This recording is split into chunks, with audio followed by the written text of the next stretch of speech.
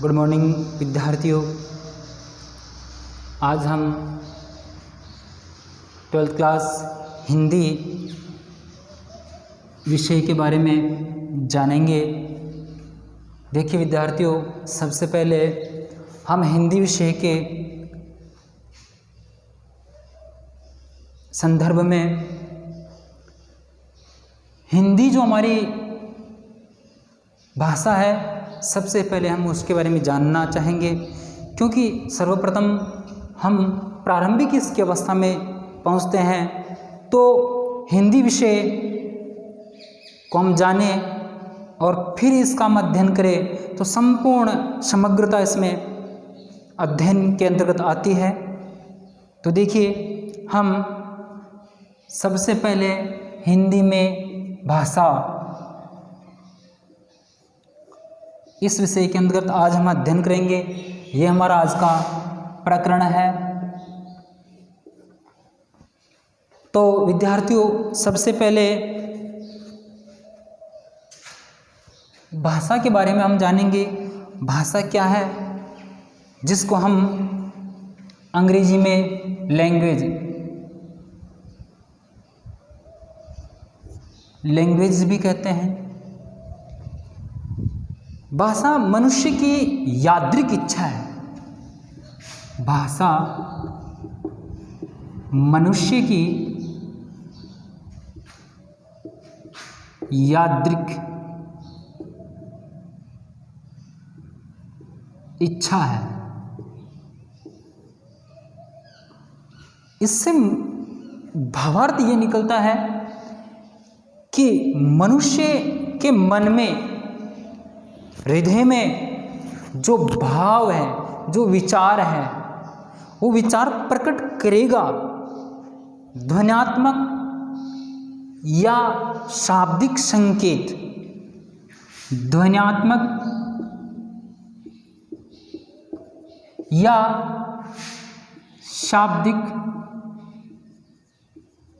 संकेत, दोनों माध्यम से वो करेगा। तो अपने भाव और विचार प्रकट करेगा, विचारों को आदान प्रदान करेगा। तो वो जो माध्यम है, इनका जो माध्यम है, ये माध्यम ही क्या कहलाता है? भाषा। अर्थात मनुष्य अपने भाव और विचारों को आदान प्रदान करेगा। तो आदान प्रदान करने का जो माध्यम है, जो बीच रास्ता है, जो तरीका है, जो माध्यम है, जो रास्ता है, वो भाषा कहलाता है। हमारी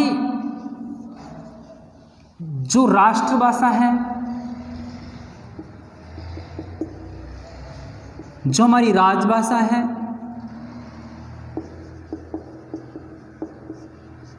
वो क्या है? हिंदी।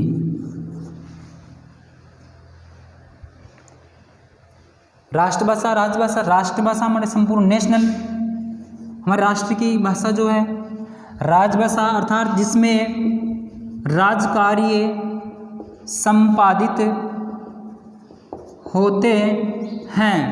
राजकार्य जितने भी होते हैं, वो सभी कार्य डॉक्यूमेंट लिख यूँ कहे तो वो जो है हमारी हिंदी है।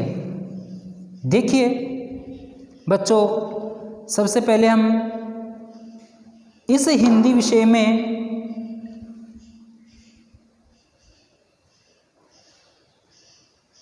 जो इसका उद्भव काल है, इस उद्भव काल के बारे में जानेंगे। हिंदी का विकास कैसे हुआ, तो इसके थोड़ा सा इसके ऊपर फोकस डालेंगे सामान्यतः। तो देखिए, हमने अक्सर पढ़ा है छोटी क्लासों में कि सर्वेषु भाषाया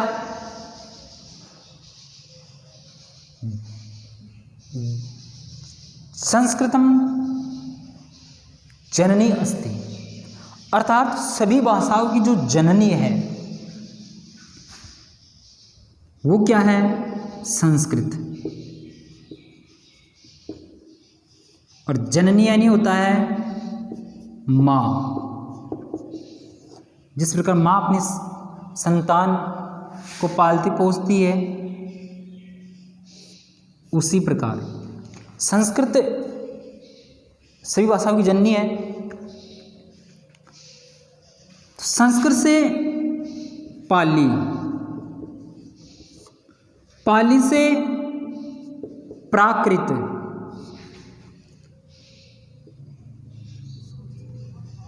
देखिए पहले संस्कृत का उद्भव जो हमारे हुआ, फिर पाली का, पाली से प्राकृत, प्राकृत से अपभ्रंश,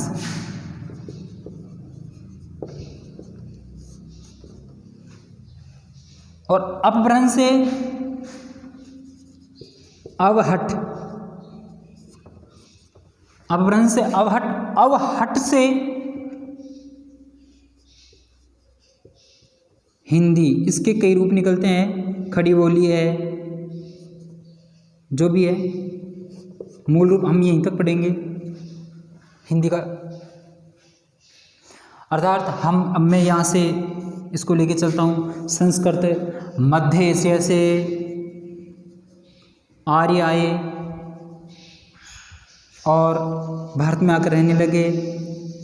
संस्कृत में हमारे वेद शास्त्र संहिताएं जो है वो लिखी गई और एक धर्म स्थापित हुआ इतिहासानुसार।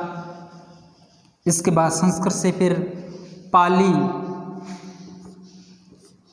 जिसमें बौद्ध जैन बौद्ध धर्म जो है के कई ग्रंथ लिखे गए। प्राकृत अब तक जो है जैन धर्म का उद्भव भी हो चुका होता है। इसमें इसी प्रकार कई धर्म ग्रंथ लिखे गए। इससे फिर अपभ्रंश का विकास हुआ और इसमें इसका जो अगला जो परिवर्तित रूप है वो अपभ्रंश, और अपभ्रंश से फिर इसी का रूप परिवर्तित होकर के अवहट, और अवहट से हिंदी अपने मूल रूप में आ जाती है। तो देखिए ये हिंदी के अंतर्गत हमने जाना है। इसी प्रकार हम आगे चलते हैं, इसका संवैधानिक विकास देखते हैं। संवैधानिक विकास, संवैधानिक विकास से क्या मतलब है कि संविधान में हमारी जो हिंदी भाषा है, इस भाषा को क्या स्थान मिला है। तो देखिए भारतीय संविधान के अनुच्छेद 17 में, भारतीय संविधान अनुच्छेद 17 में उल्लेख है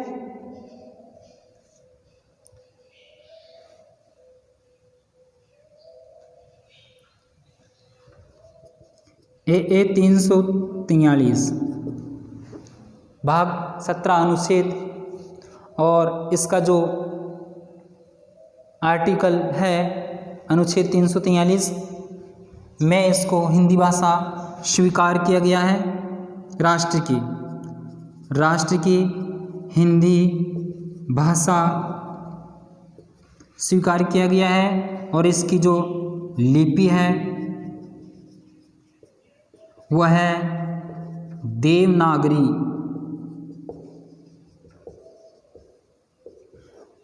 अब देखिए स्वीकार तो किया गया है, लेकिन इसके भी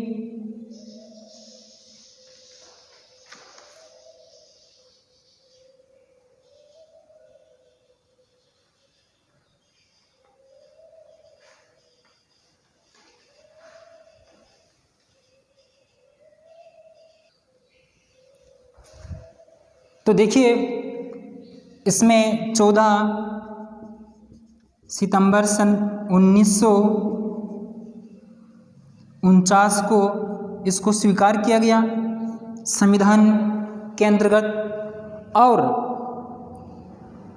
आर्टिकल 345 राज्य की भाषा को स्वीकार किया गया है। इस आर्टिकल 345 में स्वीकार किया गया है। स्वीकार किया गया है 8वीं अनुसूची में देखिए 8वीं अनुसूची में जो है कुल, ये संविधान की 8वीं अनुसूची है, कुल कितनी है हमारी 12 अनुसूचियाँ।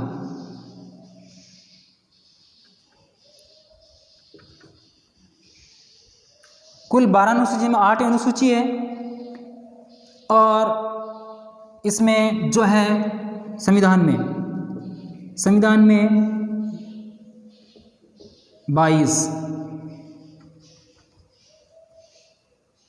22 भाषा का जो है उल्लेख मिलता है। इसी क्रम में जो है हम आगे चलते हैं और इस भाषा विषय के अंतर्गत हम पढ़ेंगे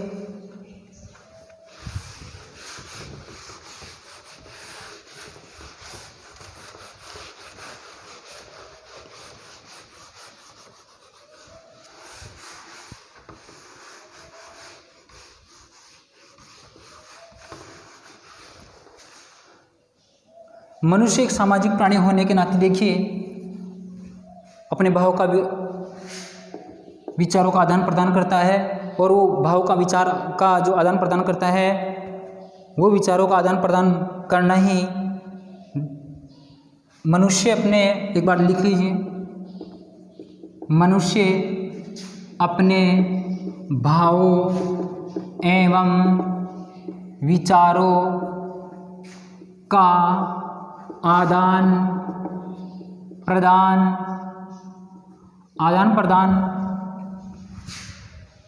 करने का जो माध्यम है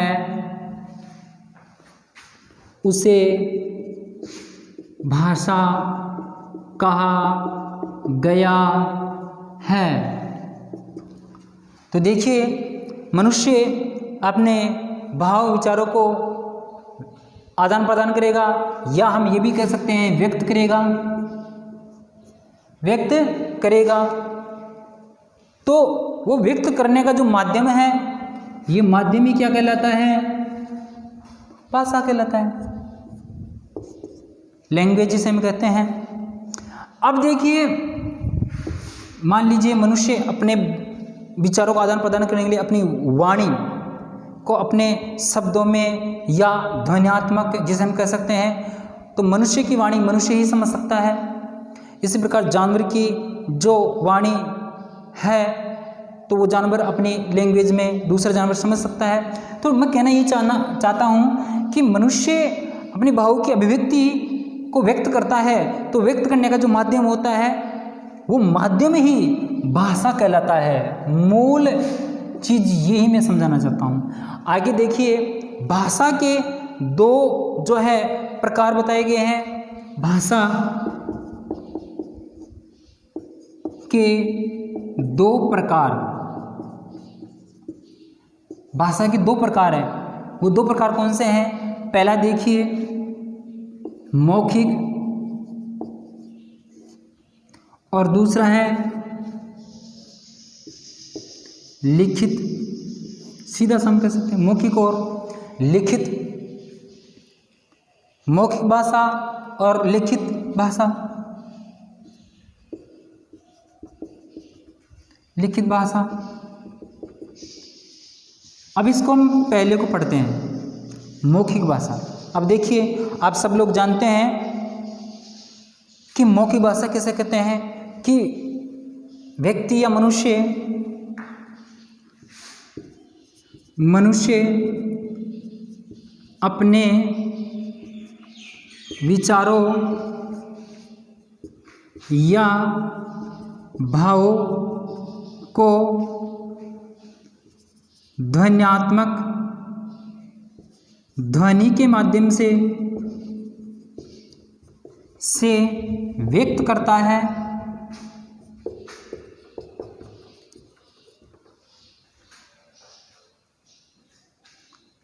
लिपिबद्ध न होकर,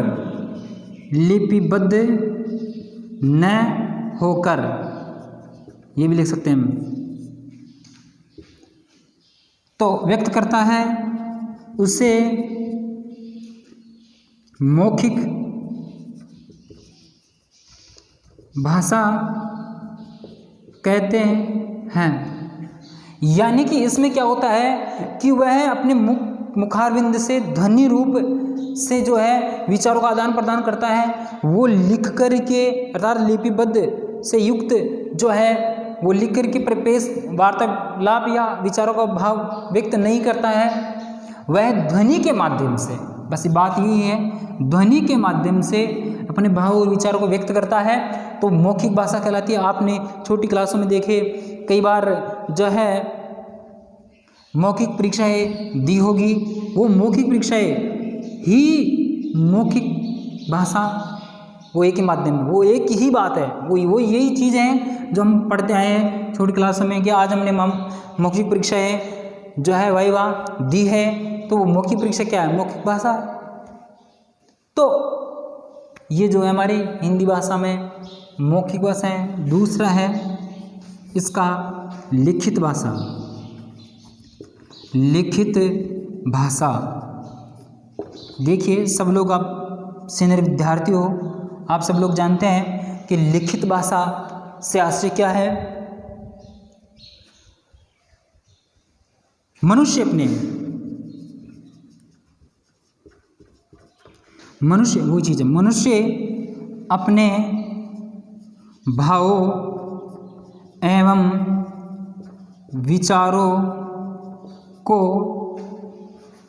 विचारों को लिपिबद्ध करके या हम ये लिख करके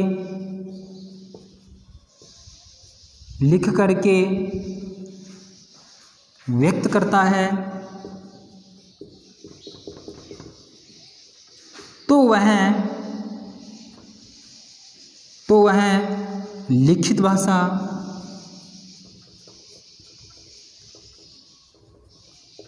कहलाती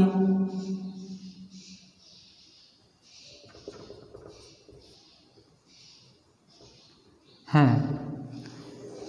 तो विद्यार्थियों, लिखित भाषा जो है, मनुष्य अपने जितने भी भाव होते हैं, विचार होते हैं, ये विचारों का आदान प्रदान होता है। कोई भी जो उस अभिव्यक्ति जो उसकी होती है, वो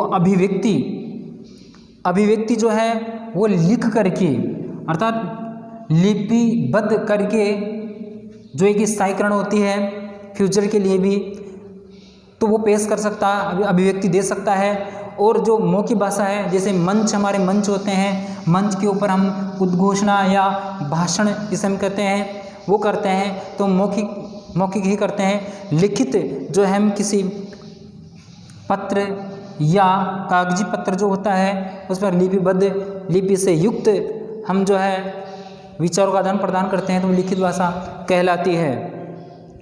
और हमारी जो हिंदी भाषा है, हमारी हिंदी भाषा की जो लिपि है, अभी मैंने बताया था, वो लिपि क्या है, देवनागरी। देखिए हर भाषाओं की अपनी लिपि होती है। जैसे अंग्रेजी है, उसकी क्या है, रोमन।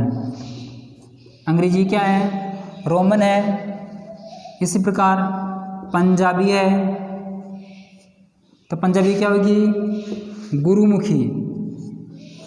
क्या होगी, गुरुमुखी लिपि होगी। और इसी प्रकार जो है हम देखते हैं भाषा के अंदर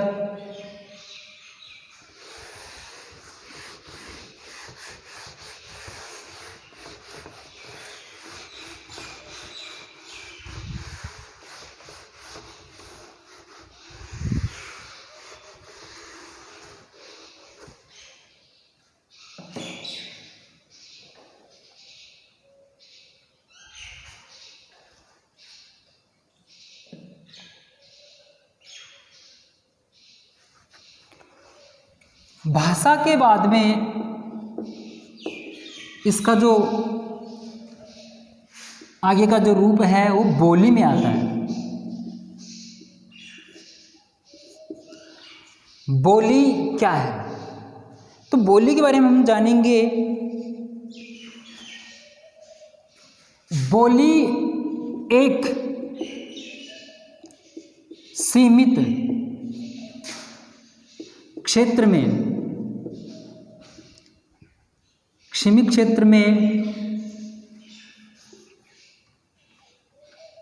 लोगों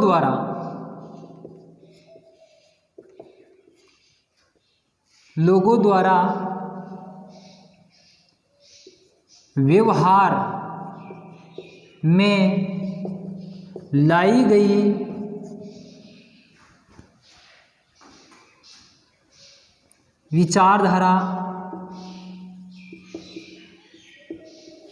विचारधारा या यूं कहें बोली को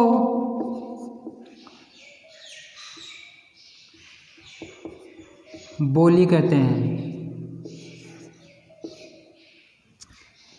यानी कि कुल मिला के बात है, ये बड़े स्तर पे बोली जाती है, जो यूज में सब लोग, सामान्य लोग, आमजन की भाषा है, संपूर्ण राष्ट्र, और ये जो है वो एक सीमित क्षेत्र में बोली जाती है।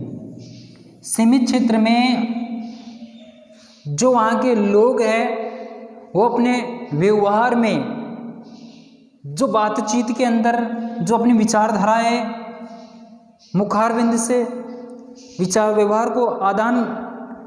का आदान प्रदान व्यवहार में करते हैं, तो वो कहलाती है बोली। वो क्या कहलाती है? बोली कहलाती है। देखिए, भाषा का क्षेत्र जो है वो विस्तृत होता है। भाषा का जो क्षेत्र होता है वो विस्तृत होता है। भाषा एक व्याकरण सम्मत होती है। इसका क्षेत्र विस्तृत न होकर क्या होता है? सीमित होता है। दूसरी इसकी विशेषता है, ये व्याकरण सम्मत नहीं होती है। व्याकरण सम्मत नहीं होती है। ये व्याकरण सम्मत नहीं होती है, ये व्याकरण सम्मत होती है। इसका क्षेत्र जो है विस्तृत होता है, इसका क्षेत्र जो है सीमित क्षेत्र होता है।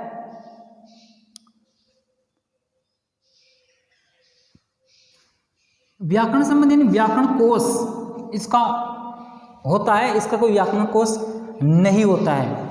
यह सामान्यतः एक सीमित क्षेत्र में लोगों द्वारा आम व्यवहार और बोलचाल के लिए जो है प्रयुक्त होती है। लेकिन ये जो बोली ही आगे चलकर, बस समझने की बात ये है, ये बोली आगे चलकर इसका विस्तृत या हम कहें विकसित रूप जो है वो क्या कहलाता है? भाषा कहलाता है।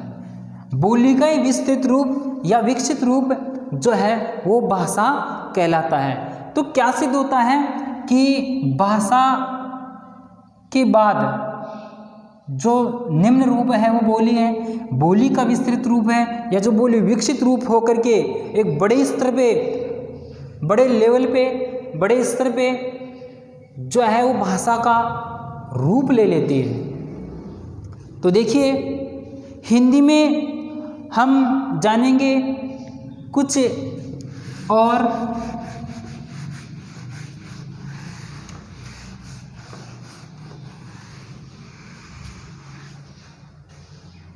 हिंदी की कुछ 5 बोलियां हैं। हिंदी की बोलियां जो 5 भागों में डिवाइडेड है। पहली है पूर्वी हिंदी, पूर्वी हिंदी। दूसरी है वो है पश्चिमी हिंदी।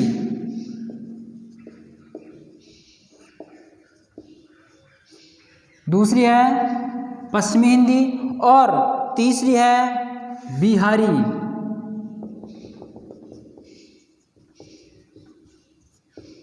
चौथी है राजस्थानी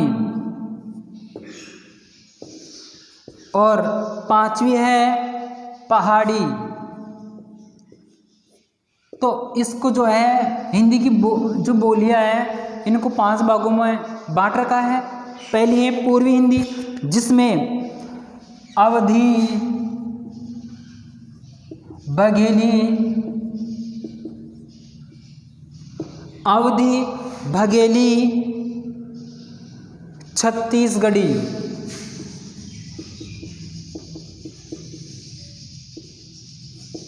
ये आती है। पश्चिमी हिंदी के अंतर्गत जो है खड़ी बोली, ब्रज,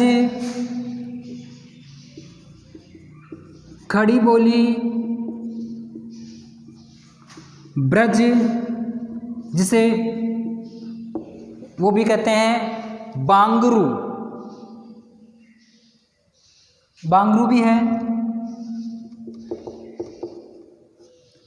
बांगरू। ये बोली पश्चिमी बोलियों में से एक बोली है बांगरू।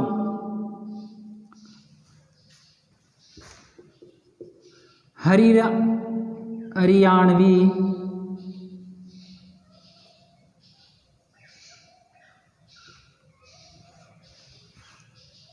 खड़ी बोली, ब्रज, बांगरू, हरियाणवी, बुंदेली तथा कन्नौजी। बुंदेली तथा कन्नौजी। ये कन्नौजी बोली है भाई, यह है पश्चिमी हिंदी की। अब चलते हैं हम आगे। बिहारी कुछ बोलियां हैं मगही, मैथिली, भोजपुरी। मगही, मैथिली, भोजपुरी आदि ये बिहारी की बोलियां हैं। अब राजस्थान की बोलियां आप सब लोग जानते हैं। हम राजस्थान में हैं, मेवाड़ी है, मारवाड़ी है, ढूंढाड़ी है, ढूंढाड़ी को माना गया है, शेखावाटी है, ये राजस्थान में शेखावाटी, सीकर, झुंझुनू जो का क्षेत्र भी इसमें पड़ता है। बागड़ी,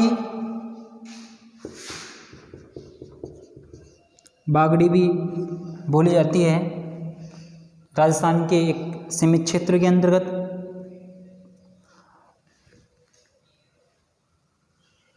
मालवी, मालवा क्षेत्र में बोली जाती है, सटे हुए क्षेत्र है माल, ये राजस्थान की बोली है। अब चलते हैं पहाड़ी।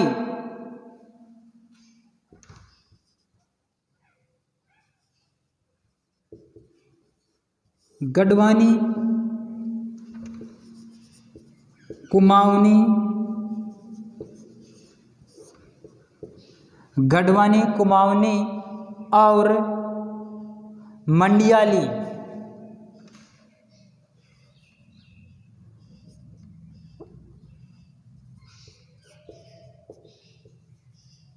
मंडिया,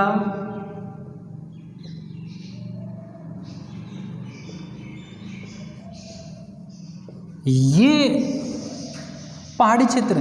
पहाड़ी क्षेत्र का मतलब है आपने भारत का जो है